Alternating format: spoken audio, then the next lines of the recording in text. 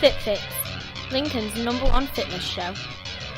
From the Sky News Centre at 12, some breaking news, and a man's been sentenced to life in jail with a minimum term of at least 18 years after murdering a man and burning his body because he wrongly thought he was a paedophile. Lee James, who's 24 and from Bristol, previously admitted murdering Iranian-born Bijan Ibrahimi in the city in July. Reporter Isabel Webster is outside Bristol Crown Court. The judge said that his was a case of murderous injustice and that he had wrongly presumed he could take the law into his own hands. Now sentenced alongside him was Stephen Norley, also 24 years old. He was given a sentence of 4 years for assisting an offender. NPower is cutting around 1,500 jobs in the UK. The energy supplier is restructuring its customer service department, which is resulting in the closure of 3 sites with back office functions outsourced to India. A surging property market means a scheme that was designed to boost lending for mortgages and businesses will no longer apply to households. The Funding for Lending scheme offers cheap loans to banks and building societies to encourage lending. The initiative will instead be refocused on stimulating borrowing for small businesses. The Bank of England Governor, Mark Carney, says the housing market is doing well enough. Housing activity has picked up from a low level, and prices are 7% higher nationally than a year ago. Price increases are gaining momentum and broadening out around the country. 6 men have been arrested by the National Crime Agency on suspicion of conspiring to fix matches in English football. It follows an undercover investigation by the Daily Telegraph. More than 1 million people have got behind the wheel while still under the influence of alcohol from the night before. New research shows police are catching more drink drivers between 6 and 8 in the morning than at night. And the professional star Lewis Collins has died aged 67. The actor passed away in Los Angeles yesterday after a 5-year struggle with cancer. He played Bodhi in the crime drama. That's the latest. I'm Barry Weir. FitFix, Lincoln's #1 fitness show. Hello and welcome to FitFix, aimed at you students filled with all the best fitness and health tips. I'm Megan. And I'm Liam. Coming up on today's show, we have top 10 fitness tips to keep you healthy while at university. Cheap and healthy meal ideas, which don't stretch your student budget. And in the studio we have Jeff Middleton, a local nutritionist, to give you all the best advice about healthy living, along with much more. But first, now for the sports news with Liam Hughes. The Champions League's back tonight. Manchester United will face Bayern Munich at Old Trafford, and Atletico Madrid will play Barcelona in the first leg of the quarter-finals. Manchester United may struggle against last year's champions, as they are missing a large amount of crucial players, including Van Persie, Raphael, Smalling and more, due to injuries. Also, Juan Mata will be missing, as he is cup-tied.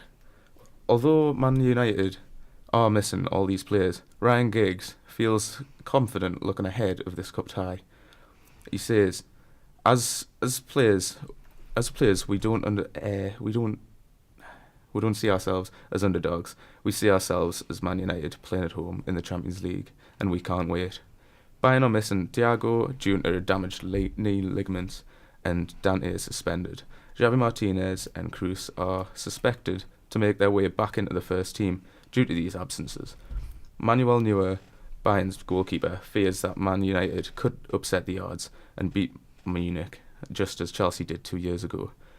He states, in the Premier League, there have been a number of less than convincing performances from United. But if you look at the Champions League, they fought back at Olympiacos to win 3-0 at home, and that shows the difference. Atletico Madrid has a major worry as their star striker Diego Costa picked up a knee injury in training on Monday, whereas Barcelona will be missing Song and Dos Santos.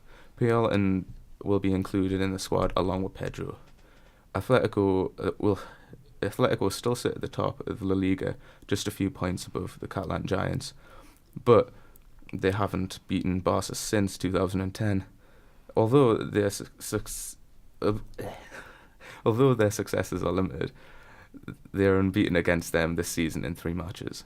Over the weekend, Liverpool regained their place at the top of the Premier League with a win over Spurs at 4-0 and a slip-up from Chelsea against Crystal Palace, losing 1-0.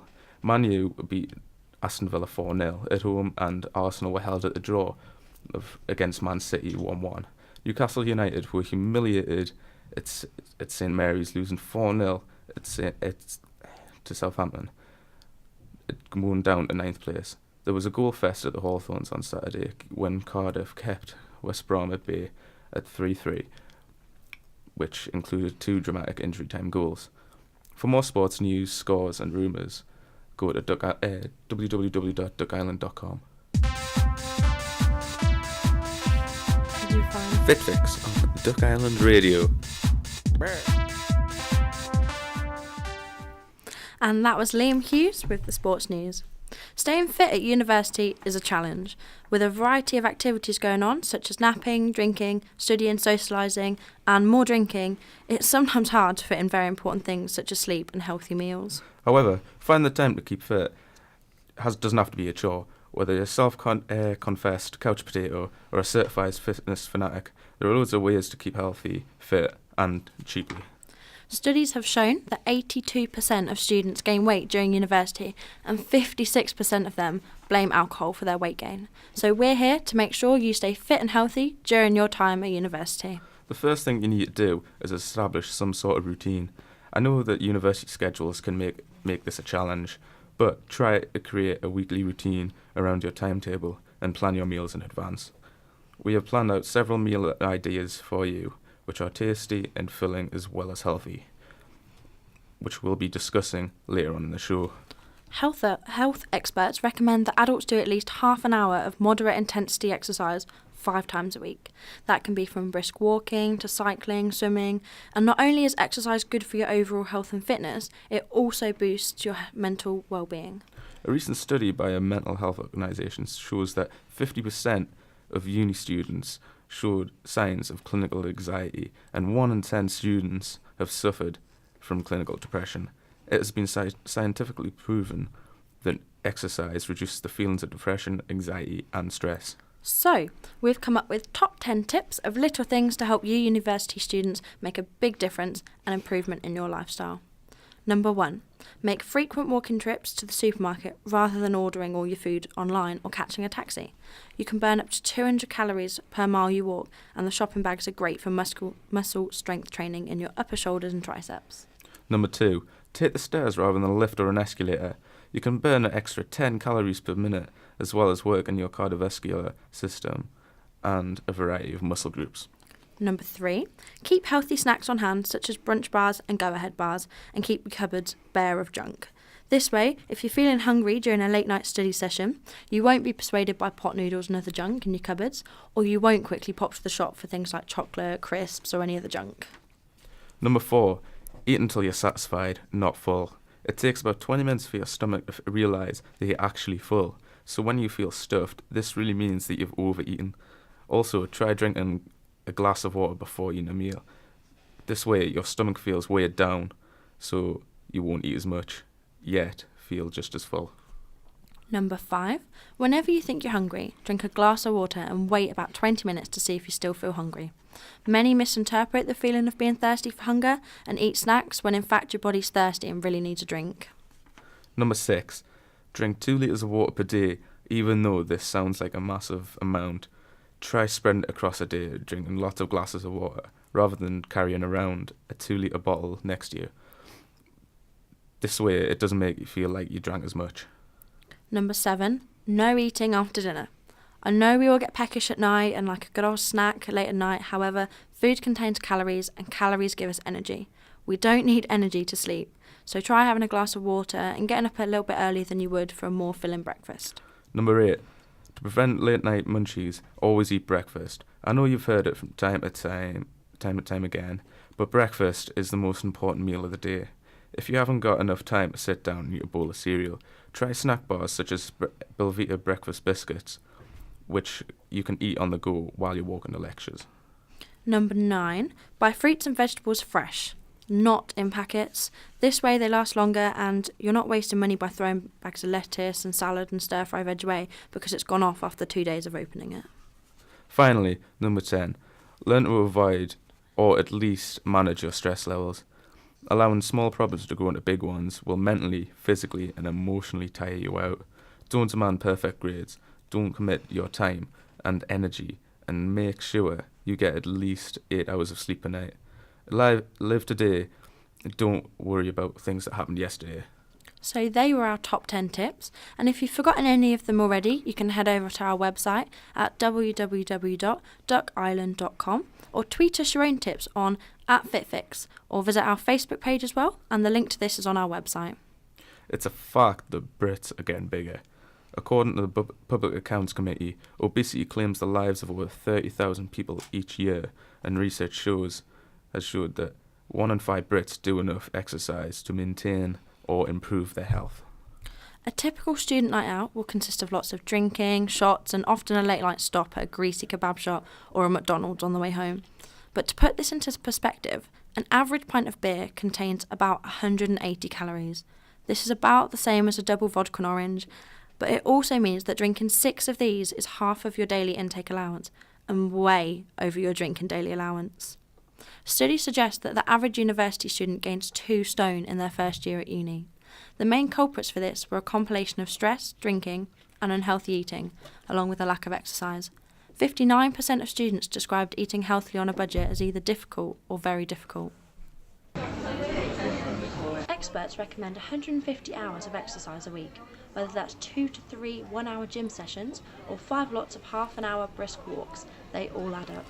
We spoke to Anthony, a local university gym instructor, to get his ideas on the importance of diet, nutrition and exercise. How often do you exercise? Me personally, 5 times a week, probably about an hour and a half a day, obviously spread out. In terms of eating a healthy diet, eat little and often, as long as you get your main, obviously carbs, potatoes, rice pasta, your meats for your protein, your veg, salad, obviously for your greens and stuff like that, for your fibre and stuff. As long as you're eating that and your main meals, having some healthy snacks in between, nuts, fruit, anything like that in between the days. How important is diet and nutrition for us as students? In terms of obviously keeping healthy and being fit, it's very important. Now obviously in terms of like students like go out, drink and stuff like that. In terms of obviously when you come to the gym as well, quite a lot of people think you just, once you've been to the gym, just eat whatever you want. I'd say it's kind of like a 50-50 gym and nutrition. How often would you recommend people to go to the gym? To the gym, we say basic standard, what research has said, at least 3 times a week. Getting in for about an hour and a half, combination of cardio workouts, combination of weights workouts. Have you got any recommendations on how to have a healthy diet but keep it within a budget? I think it's just a case of shopping around. Like you say, pot noodles are the cheapest things, which kind of doesn't help the health and fitness. Try and keep it simple in terms of like rice and pasta. Plain food is probably the best sort of food. In terms of meats, that's where you start struggling. So I think it's just a case of shopping around. We then spoke to regular gym goer Isabel Parry to get her ideas and a student perspective on finding time on being fit and healthy. Do you go to the gym? Yes, And how often do you go? twice a week. Do you participate in any other exercise? Like hockey twice a week and athletics once a week. Do you think you have a healthy diet? Reasonably, yeah. I eat veg twice a week if I can afford it on a student budget. Do you find the student budget restricts you like them? Yeah, because you can't really afford to buy nice food, just like chicken dippers, and that's about it.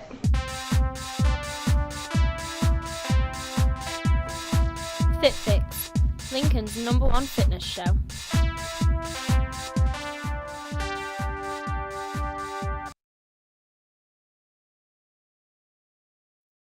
Who's the University of Lincoln's nutritionist.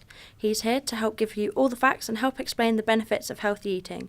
Hi Jeff. So Hello. Tell us, why do you think it's important for us as university students to maintain a healthy, active lifestyle? Well, an active lifestyle will do you a good favour later in life. Maybe not right now, but later in life, it's going to certainly benefit you. You'll live longer, you'll live happier. You'll hopefully live free from disease or any other nasty conditions that you can generate when you're older, and certainly laying down the foundations when you're youthful counts. And the research and the evidence that's been done suggests that the more people engage with healthy eating and active lifestyles, the younger they are, the longer they live, and the more communicable they are. So it's definitely important then. Indeed. So do you think when students say healthy food's too expensive, do you think that's a reasonable excuse for us not to eat as healthily? Yes and no. Yes and no. It's a good question, and it's a question I often get. I think if you go to the right places, you can find healthy food quite easily. But it's about knowing the right places, and it's also about a little bit about managing your time. and organising yourself a little bit to find those places, and to try and find the right foods and the right cost for what you can afford. Okay, so got to look around a bit for it then. Yeah, you might want to try markets rather than the usual supermarkets or convenience stores. And you might see actually fruit and veg sellers, or look for deals over the internet in terms of packaging and to your doorstep. There's lots of options out there. It just takes a bit of energy and time to look for it. Okay then. So what sort of healthy snack foods would you suggest to sort of replace junk food, sort of something we can eat whilst watching TV rather than sort of eating your junk and binge food? Okay, well, it's a good idea to try and get any fruit and vegetables down at any time, at any point of the day, whether it's snack or in a main meal. So that would be my first port of call. So they have a lot of water in them, but they have a lot of minerals and vitamins, and they provide you with a lot of energy too. So they're really useful. And they also provide a lot of fibre, which will keep you quite regular, but that's quite healthy. So you need to be able to kind of get that as probably the first port of call for a healthy snack.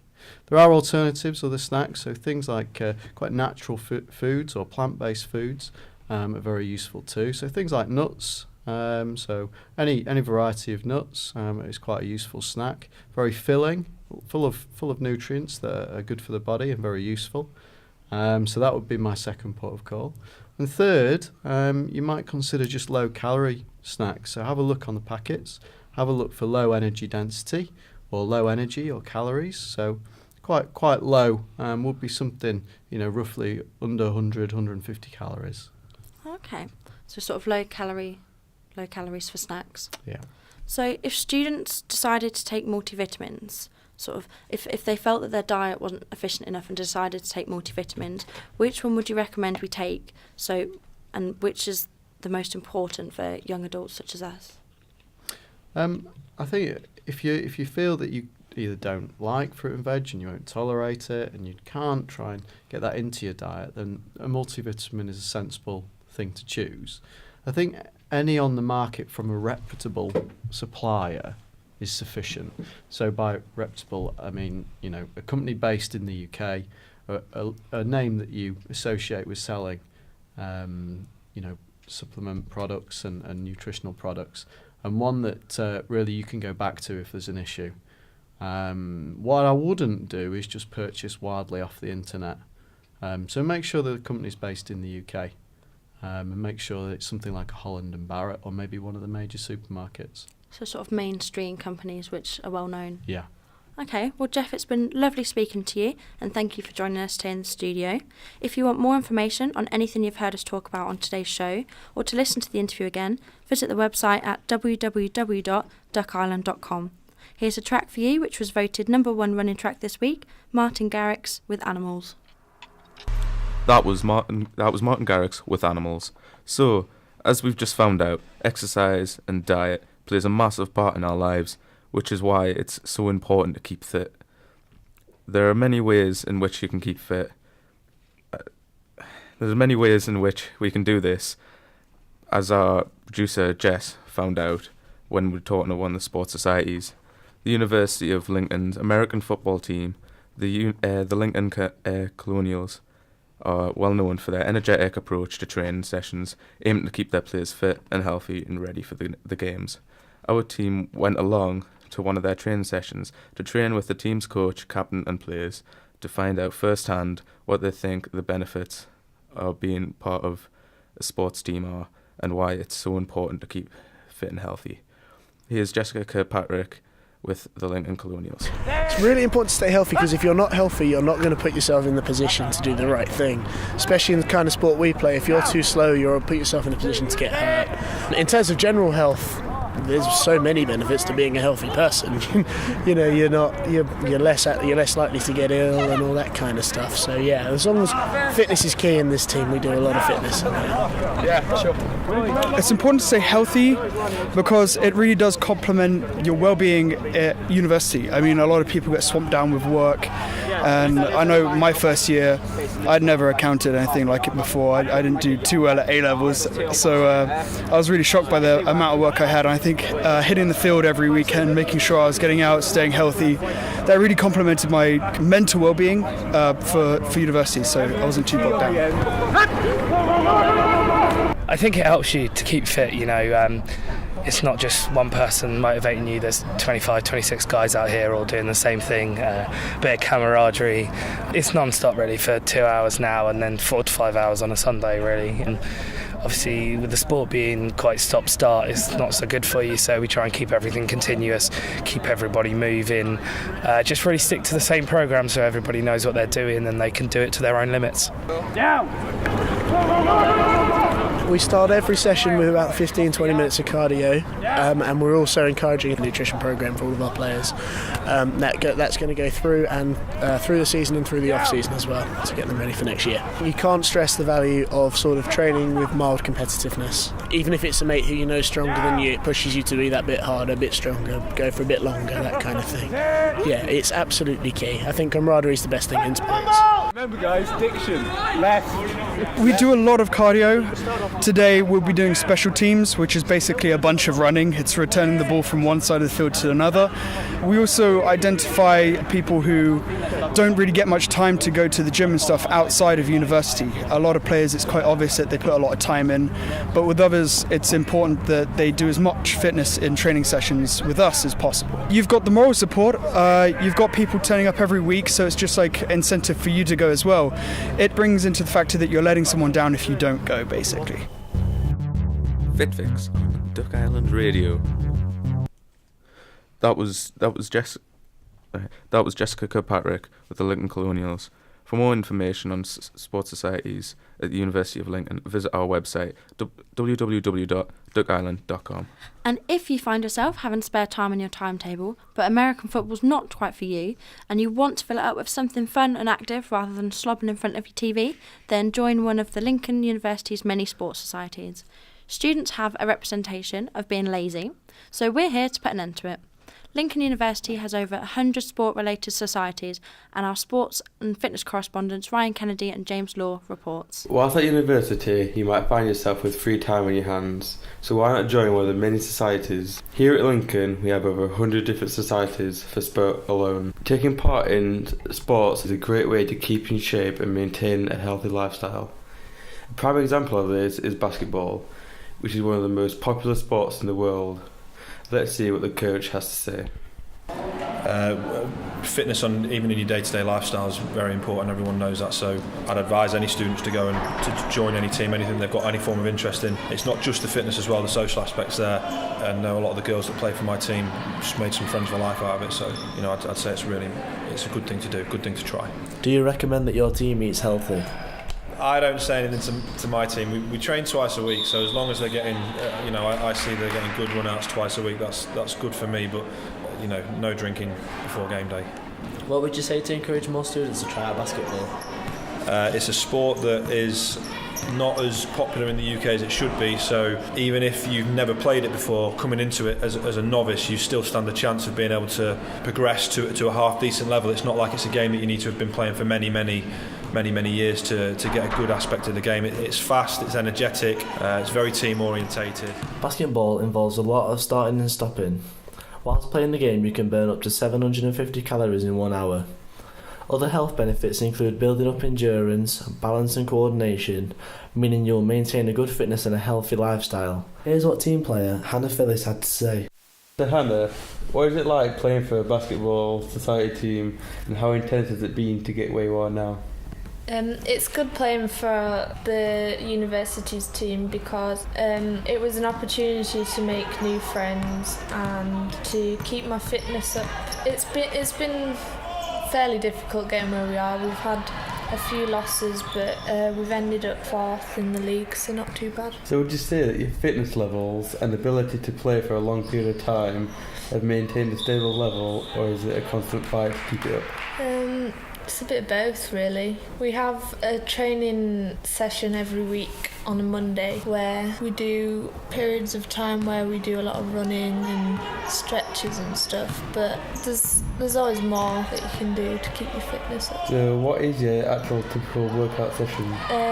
We do these things called suicides where we run to each line and back. Depending on how nice the coach is, we'll make us do a few or just one.